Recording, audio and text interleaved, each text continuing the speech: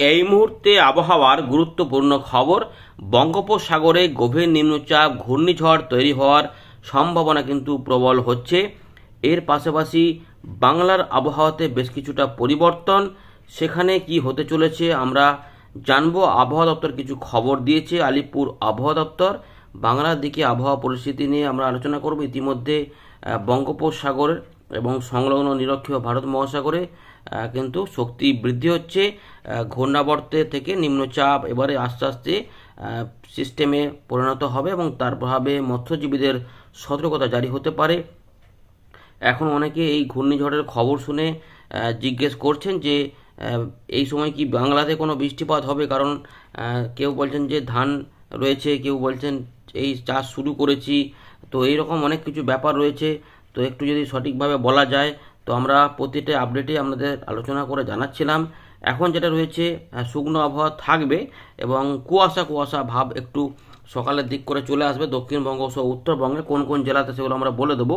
এর পাশাপাশি বৃষ্টিপাত আদৌ আসবে কি না সেটা আমরা অবশ্যই জানবো। মাসের শেষের দিকে সম্ভাবনা কিছুটা জারি হচ্ছিল, তাতে কি পরিবর্তন হচ্ছে সেটা আমরা জানাবো। উত্তর পশ্চিম দিক থেকেও যেটা হবে যে এখানে কুয়াশা থাকবে বিভিন্ন অংশে, ঘন কুয়াশা, অতি ঘন কুয়াশা। যদিও বাংলার আবহাওয়াতে এখনও কিন্তু দিনের বেলা তাপমাত্রা স্বাভাবিকের কিন্তু একটু ওপরেই রয়েছে, ফলে খুব ঠান্ডা মোটেই লাগছে না, কিন্তু রাত থেকে সকালে ঠান্ডা ঠান্ডা ভাবটা চলে আসছে। দক্ষিণবঙ্গে ইতিমধ্যেই তাপমাত্রা 14 ডিগ্রির নিচে কিন্তু দু একটি জায়গাতে নেমে গেছে। তো আমরা সেগুলো দেখার চেষ্টা করবো, তাই ভিডিওটি হয়তো একটু বড় হতে পারে। পুরো বিষয়টিকে দেখুন। উত্তর পূর্ব ভারতে বৃষ্টিপাতের খবর ছিল সেখানে, কারণ সেখানে ঘূর্ণাবর্ত ছিল বাংলাদেশের পূর্ব দিকে। কী কী পরিবর্তন হচ্ছে সেগুলো আমরা জানাবো। আজ আপনার এলাকায় আকাশ কেমন ছিল অবশ্যই কমেন্ট করে জানাবেন। ঠান্ডা বর্তমানে কেমন রয়েছে রাত থেকে সকালে কমেন্ট করবেন। কুয়াশা পেলে অবশ্যই কমেন্ট করবেন।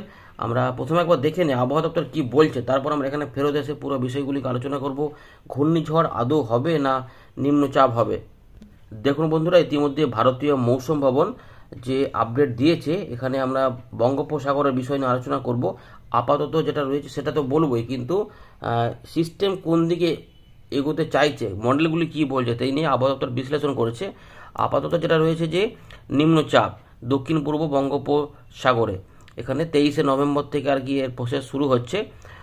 এটার প্রভাবে এই যে দক্ষিণ পূর্ব বঙ্গোপসাগরে নিম্নচাপের পরে এটা কিন্তু পশ্চিম উত্তর পশ্চিম দিক বরাবর এগিয়ে গিয়ে গভীর নিম্নচাপে পরিণত হবে মধ্যভাগে, এটা বলাই ছিল আগের দিকে। কিন্তু এখানে যে আলোচনাটা রয়েছে সেটা হচ্ছে যে আমরা এইখানে কিছু বিষয় রয়েছে সেটা আমাদের এখানে কিন্তু দেখাবো। দেখুন এখানে এই যে আবহাওয়া দপ্তর বলছে আইএমডি জিএফএস, এখানে কি বলা হচ্ছে দেখুন এটাতে, যে এইখানটা ভালো করে দেখুন যে এই যে ঘূর্ণাবর্ত এটা কিন্তু পশ্চিম উত্তর পশ্চিম দিক বরাবর 23 তারিখের দিকে এগিয়ে যেতে পারে এবং গভীর নিম্নচাপে পরিণত হতে পারে 24 তারিখ রাতে। তারপরে এটা আরও ইন্টেন্সিফাই করতে পারে ঘূর্ণিঝড়ে দক্ষিণ পশ্চিম বঙ্গোপসাগর। সাইক্লোনিক স্টর্ম লেখা রয়েছে 25 তারিখের দিকে। তারপর এটা পশ্চিম উত্তর পশ্চিম দিক বরাবর এগিয়ে গিয়ে ঘূর্ণিঝড় হিসাবে 26 তারিখে অবস্থান করতে পারে। তারপর এটা তামিলনাড়ু উপকূলের দিকে শক্তি ক্ষয় করে নিম্নচাপ আকারে যাওয়ার কথা বলছে 27 তারিখের দিকে। এটা আইএমডি জিএফএস মডেল বলছে। এদিকে এনসিইপি জিএফএস এই মডেলটি থেকে কি পাওয়া যাচ্ছে না, এখানে কিন্তু এটাও বলছে যে আরও শক্তিশালী ঘূর্ণিঝড় হতে পারে। দেখুন intensify into a severe cyclonic Sturm, অর্থাৎ এখানে কিন্তু 2 নম্বর ক্যাটেগরি শক্তিশালী ঘূর্ণিঝড় পরিণত হতে পারে দক্ষিণ পশ্চিম বঙ্গোপসাগরে 25 তারিখের দিকে এই মডেলটি বলছে। এটাও তামিলনাড়ুর উপকূলের দিকে যাওয়ার কথা বলছে। তবে ইসিএমডব্লিউ মডেল যেটা আমরা দেখাই আপনাদের, সেটা কিন্তু বলছে যে এটা কিন্তু কোনো রকম, এটা শুধুমাত্র নিম্নচাপ হতে পারে শ্রীলঙ্কার উপকূলের কাছে। এটা উত্তর পশ্চিম দিক বরাবর এগিয়ে যেতে পারে 29 তারিখ পর্যন্ত। এবারে এনসিইউএম এই মডেলটাতে কিন্তু আমরা যেটা দেখতে পাচ্ছি, এখানে কিন্তু শ্রীলঙ্কার দক্ষিণ ভাগে কিন্তু এটা যেতে পারে নিম্নচাপ আকারে। তো কিন্তু এই মডেলটাও বলছে না যেটা কোনো ঘূর্ণিঝড় হবে। এরকম করে কিন্তু বিভিন্ন মডেল রয়েছে, তাই মডেলে কিন্তু এখনও তারতম্য রয়েছে। তো কিছু মডেল বলছে ঘূর্ণিঝড় হতে পারে, কিছু মডেল একটা মডেল বলছে যে শক্তিশালী ঘূর্ণিঝড় হতে পারে, একটা মডেল বলছে যে নিম্নচাপ হতে পারে, আবার আপাতত এটাও বলেছিল যে গভীর নিম্নচাপ হতে পারে। তো এইরকমভাবে কিন্তু ব্যাপারগুলো রয়েছে, কিন্তু মূলত যেটাই হচ্ছে তামিলনাড়ুর দিকে যাওয়ার একটা বা শ্রীলঙ্কার দিকে যাওয়ার কিন্তু কথা বলছে, এটা কিন্তু আমরা এখান থেকে দেখতে পাচ্ছি। এবার আমরা দেখে নেব যে আলিপুর আবহাওয়া দপ্তর কী বলছে, কোথায় কেমন তাপমাত্রা ওঠানামা করেছে। দেখুন সর্বাধিক তাপমাত্রা আপাতত দক্ষিণবঙ্গ উত্তরবঙ্গে 27, 28, 30 এই 29 এইগুলোর মধ্যেই কিন্তু দেখুন রয়েছে। দার্জিলিংয়ের দিকে 15 ডিগ্রি রয়েছে, যেটা নর্মাল ওখানে, কিন্তু বাকি অংশে কিন্তু দিনের বেলাতে এখনও তাপমাত্রা কিন্তু 20-22-এ আসেনি। আর রাতের তাপমাত্রা যেহেতু একটু কম আমাদের বলেইছিলাম, তো এখানে কিন্তু মোটামুটি 18-17 ডিগ্রি চলছে। শুধু এখন এইখানে লেয়ার রয়েছে 14 ডিগ্রি। একটু জুম করি, সেটা হচ্ছে দেখুন এই যে এটা এই দিকেরটা, এইটা শ্রীনিকেতন অর্থাৎ বীরভূমে 14.4 ডিগ্রি রেকর্ড করা হয়েছে। বাকি বিভিন্ন অংশে দেখুন বহরমপুর, সল্টলেক 19-20 চলছে। কনটাই মানে কাঁথির দিকে 16.5, হলদিয়ার দিকে 19.2, মগরা মানে হুগলির দিকে প্রায় 16 ডিগ্রি। তো কলাইকুণ্ডা পশ্চিম মেদিনীপুরের দিকে 18.7, বর্ধমানের দিকে 17 চলছে, পানাগড়ে 16.4, আসানসোলে 17, পুরুলিয়াতে আবার 13.1, অর্থাৎ এখানে একটু ঠান্ডাটা বেশি রয়েছে।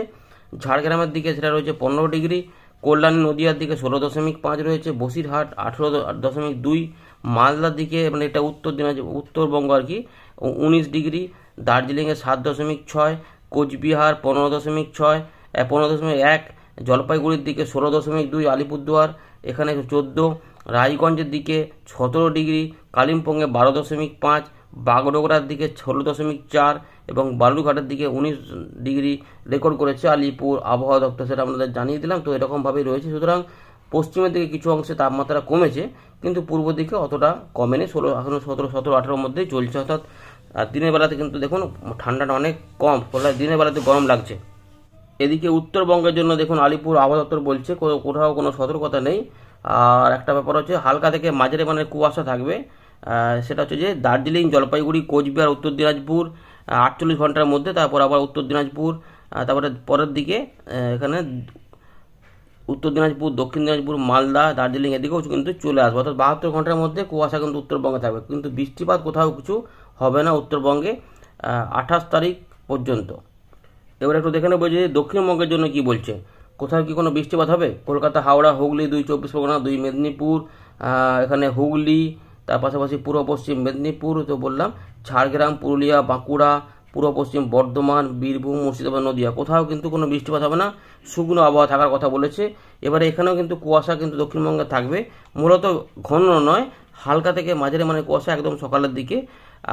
এখানে কিন্তু রয়েছে পশ্চিম বর্ধমান, বাঁকুড়া, পশ্চিম মেদিনীপুর, পূর্ব বর্ধমান 48 ঘন্টার মধ্যে করে থাকবে। পরের দিকে আবার পশ্চিম বর্ধমান, বীরভূম, মুর্শিদাবাদ, নদিয়া এবং 24 পরগনা এই জায়গাগুলোতে কোথাও কোথাও হালকা থেকে মাঝারি মানের কুয়াশা দেখা যেতে পারে একদম সকালের দিকে, কিন্তু তাপমাত্রা এই মুহূর্তে বড় কোনো পরিবর্তন হবে না।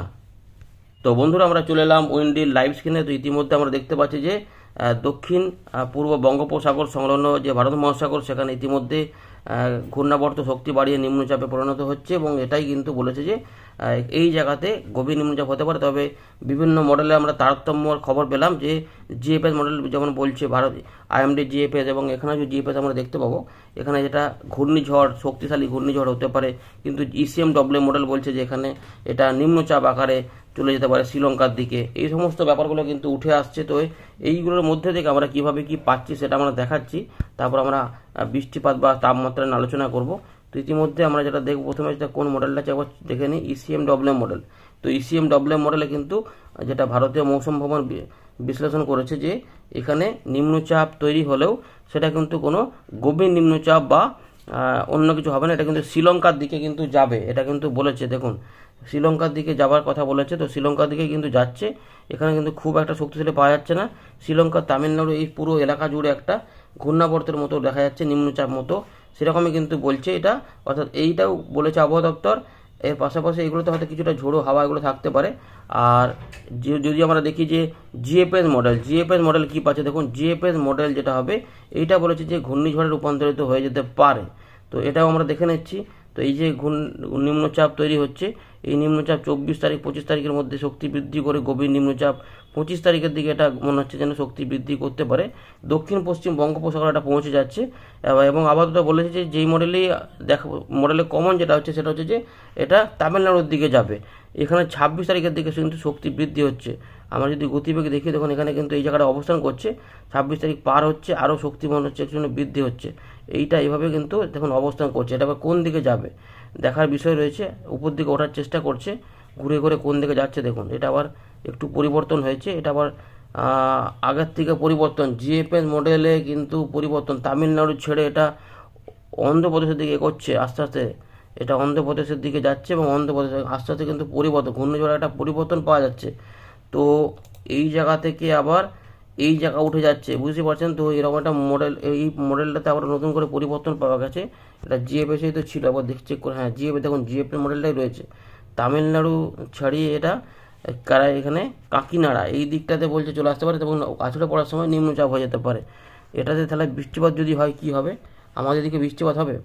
ডিসেম্বরের দিকে দেখা যাচ্ছে যে চট্টগ্রাম, বরিশাল এগুলোতে কিন্তু মাঝারি ধরনের বৃষ্টিপাত দেখা যাচ্ছে 30 তারিখের দিক পর্যন্ত। এই দেখুন বঙ্গোপসাগরে আমাদের গাঙ্গেয় পশ্চিমবঙ্গ উপকূল তীরবর্তী অঞ্চলগুলিতে এই একটা কোনো পরিবর্তন আসছে, ঘূর্ণিঝড় কিন্তু পরিবর্তন আসছে এখন, অর্থাৎ এখনও কিছু পরিবর্তন হবে, যার জন্য ভ্যারিয়েশন আছে, অর্থাৎ তারতম্য রয়েছে। দেখুন এইরকম করে কিন্তু দেখা যাচ্ছে, আর এই জায়গাটাতে চলে আসবে বলেছে। তো আগে যেটা দেখা যাচ্ছিল তামিলনাড়ু, পুদুচেরি, চেন্নাই, এখন কিন্তু সেখানে পরিবর্তন, এটা উপর দিকে ওঠার চেষ্টা করছে। তাহলে আবার বেঁকে বেঁকে অন্য জায়গায় যাবে নাকি, দেখা যাক, পরে আরও কিছু নিশ্চয়ই পরিবর্তন হবে। আপাতত তো এইখানে পর্যন্ত আসবে বলেই দিয়েছে, কিন্তু এইখান থেকেই আবার যদি বাঁকটাক হয় তাহলে অসুবিধা। সেক্ষেত্রে কি হবে না হবে জানাবো। আপাতত আমরা যেটা দেখবো এখন, সেটা পরের আপডেটে আরও কিছু পাওয়া যাবে, নজর রাখবেন। আমরা এখন দেখে নেবো যে বৃষ্টিপাত তো এখন আপাতত তাহলে কিছু নেই মাসের শেষ ছাড়া, সুতরাং এখন হচ্ছে পুরোপুরি শুকনো থাকবে এবং তাপমাত্রা বড় কোনো পরিবর্তন হবে না, কিছু কিছু অংশে কুয়াশা থাকবে। তবে আমরা দেখতে পাচ্ছি কিছুটা আংশিক মেঘলা ঝাপসা আকাশ থাকতে পারে উত্তরবঙ্গ সহ একটু উত্তর পূর্ব দিকে হালকা হালকা। এই যে এইটা দেখুন ভালো করে, মনে হয় যেন বৃষ্টিপাতের মতো দেখাচ্ছে, কিন্তু বৃষ্টিপাত সেভাবে হবে না, কিন্তু একটু আংশিক মেঘলা টাইপের হতে পারে, এগুলো কিন্তু ব্যাপারটা রয়েছে। আর তাপমাত্রা তো নামবে অল্প পরের দিকে নামবে, কিন্তু এখন এই মুহূর্তে অতটা নামার কোনো ব্যাপার নেই। মোটামুটি 14-15 ডিগ্রি আশেপাশেই থাকবে পশ্চিমের দিকে, আর পূর্ব দিকের জেলাগুলিতে ওই 19, 17, 18 ওরকম করেই থাকবে। বর্ধমান থেকে শুরু করে উত্তর দক্ষিণ দিনাজপুর থেকে মালদা থেকে শুরু করে বীরভূম, মুর্শিদাবাদ, নদিয়া এই যে এলাকা রয়েছে, 2-24 পরগনা, কলকাতা, হাওড়া, হুগলি, এগুলোতে ওই রকমই থাকবে। হয়তো হুগলির দু এক জায়গাতে একটু কম থাকতে পারে, কিন্তু মূলত ওই 17-16 কাছাকাছিই থাকবে। বর্ধমান, দুর্গাপুর এগুলোতে আস্তে আস্তে কমবে, যদিও পুরুলিয়ার দিকে 13 ডিগ্রি আবহাওয়া দপ্তর রেকর্ড করেছিল, তাই কোথাও একটু ঠান্ডা ঠান্ডা বেশি, কোথাও একটু কম, মিলিয়ে মিশে ব্যাপারটা কি রয়েছে। তো এই 3-4 দিন মোটামুটি একটু কুয়াশা কুয়াশা থাকবে, তারপরে একটু পরিবর্তন হবে, হয়তো 26-27 দেখুন পরিবর্তন হচ্ছে কিনা। 14 ডিগ্রি পাচ্ছে ধারমাদের দিকে, 27-28 একটুখানি ওই প্রায় একই রকম। এই যে 29 তারিখ থেকে আবার 13 ডিগ্রি হচ্ছে, একটু করে নামছে, যদিও দিল্লি থেকে শুরু করে এই পুরো রাস্তাটাতে দেখুন এখানে কিন্তু অতটা তাপমাত্রা পতন নেই যে কনকনে ঠান্ডা এরকম নেই, যদিও কোথাও কোথাও পাঞ্জাব হরিয়ানার দিকে 7-8 ডিগ্রি রেকর্ড করা হচ্ছে মাঝে মাঝে। তো এইরকম করে মিশ্রিত পাওয়া যাচ্ছে, তবে ডিসেম্বর পড়লে ঠান্ডাটা কনকনেভাবে পড়বে। এই রয়েছে আপাতত আপডেট। ধন্যবাদ।